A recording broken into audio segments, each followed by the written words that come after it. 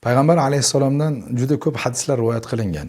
Lekin ba'zi hadislar mavzu, to'qima, ba'zi hadislar mansux, ya'ni hukmi bekor bo'lgan. Demak, hadis aytadigan inson biroz ehtiyot bo'lish kerak. Birinchidan u shariat haqida gapirayotgan bo'ladi va shariatni noto'g'ri talqin qilish esa insonlar o'rtasida ko'plab tushunmovchilikka olib keladi.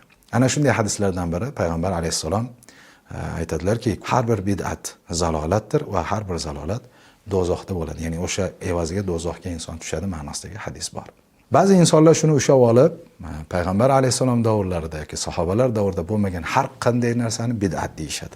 Buni qanday tushunishga bog'liq. Payg'ambar alayhissalom bid'atdan murod nima? Qur'on va hadisga zid bo'lgan bir yangilikni paydo qilishlik, ya'ni Qur'on hukmiga, hadisning hukmiga zid bo'lgan narsani adashish deganlar. Lekin boshqa bir hadislarda esa kim bir sunnatni paydo qilsa, yaxshilikni paydo qilsa va unga amal qilsa, unga savob bo'ladi ma'nosidagi hadislari bor. Demak, Qur'on va sunnatga olib boruvchi yo'llar borki, u yaxshilik. Bir misol, mana hammamiz o'qiydigan Qur'oni Karim aslida bizga bu shaklda turishligi Payg'ambar alayhissalom davrlarida bo'lmagan.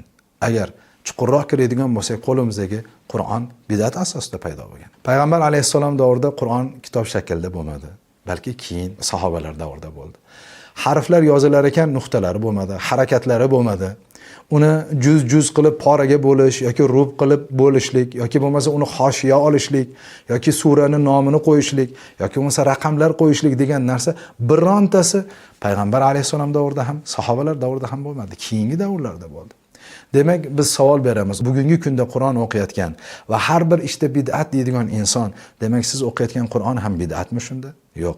Demak, u Qur'onga qo'yilayotgan raqamlar, suralarning nomlari, uni bo'linishi, chekkalarga qo'yilayotgan hoshiyalar yoki biror bir joyda pora tugadi, pora boshlandi deyishlik, bu hammasi insonni Qur'onni o'rganishga sabab bo'ladigan ilmlar. Shuning uchun nihoyatda ba'zi bir insonlar tor tushunib qolib, shariatdagi har bir narsa, ya'ni shariatdan bo'lmagan narsani bid'at deya odamlar bilan tortishib, hatto bir-birini kufrda ayblab, bir-birini iymonsizlikda ayblab, hatto ba'zida shirk keltirding degan so'zlarni gapirishga qo'rqmayotgan insonlar hayotda uchraydi. Shuning uchun biz bu hadislardan umumiy xulosa o'laroq aytmoqchi bo'lgan narsamiz shuki, bid'at deb hukm chiqarishdan oldin siz avvalo ahli ilmlardan so'rang, ustozlardan so'rang.